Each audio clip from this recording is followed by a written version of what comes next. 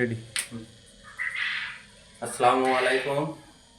আমাদের একটা সংস্থার মাধ্যমে ইনকিউবেটর অর্ডার ছিল, সেটা আমরা কমপ্লিট করলাম। আজকে তার ডেলিভারি দেওয়া হবে। তো তার আগে দেখায় আমরা কিভাবে ইনকিউবেটরটা সাজাইছি। আসুন।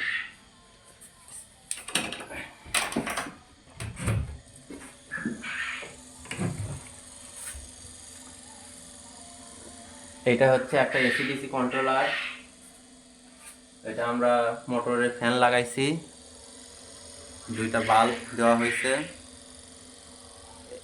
এটা হচ্ছে হিউমিডিটি, এটা আপনার কুয়াশা আর্দ্রতা করবে।